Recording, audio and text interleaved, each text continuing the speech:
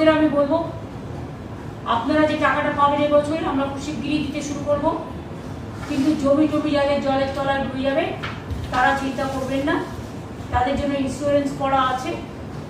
সরকার আপনাদের ইন্স্যুরেন্সের টাকাটা টোটালটাই সরকার দেয় এবং প্রতি বছরই এর জন্য আমাদের হাজার হাজার কোটি টাকা খরচা হয়। সেটা আমাদের দায়বদ্ধতা আছে সামাজিক, সেটা আমরা করব। শস্য ভাণ্ডার এবং কৃষক ভাণ্ডার যদি না বাঁচে তাহলে মানুষ না খেতে পেয়ে মারা যাবে। কারণ বাংলা হচ্ছে ধনধান্যে পুষ্পে ভরা আমাদের এই বসুন্ধরা, শস্য সাফলা বাংলা।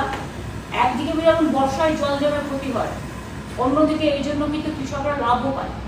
তার কারণ হচ্ছে এই জন্য ধান্য উৎপাদনে আমরা এবছর প্রথম হয়েছিলাম ইন্ডিয়াতে।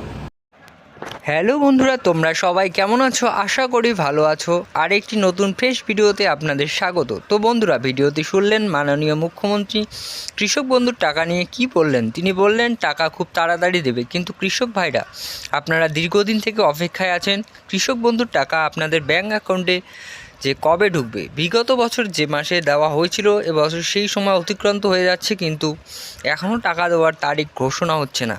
পিএম কিষাণ ও কৃষক বন্ধুর টাকা দুটি এখনও কোনটারও টাকা ঢুকলো না।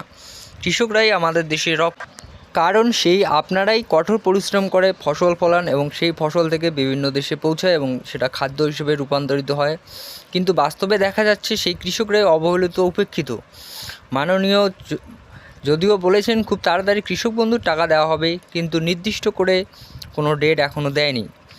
আমরা আগে দেখেছি কৃষক বন্ধুর টাকা দেবার ঠিক আগে একটা করে ব্যানার প্রকাশ করত, কিন্তু এবছর এখনও অবধি কোনো ব্যানার প্রকাশ করেনি। তবে বিভিন্ন সংবাদ মাধ্যম থেকে জানা যাচ্ছে জুলাই মাসের শেষের দিকে আর টাকা দেওয়ার কোনো সম্ভাবনা নেই, আগস্ট মাসের প্রথম সপ্তাহে টাকা ঢুকতে পারে। তো বন্ধুরা, ভিডিওটি কেমন লাগলো? ভালো লাগলে অবশ্যই লাইক এবং শেয়ার করে দিও। আর চ্যানেলে প্রথম এসে থাকলে চ্যানেলটিকে সাবস্ক্রাইব করে পাশের যে বেল আইকনটি আছে তার নোটিফিকেশন অল করে রেখো। ধন্যবাদ বন্ধুরা, দেখা হচ্ছে পরবর্তী ভিডিওতে।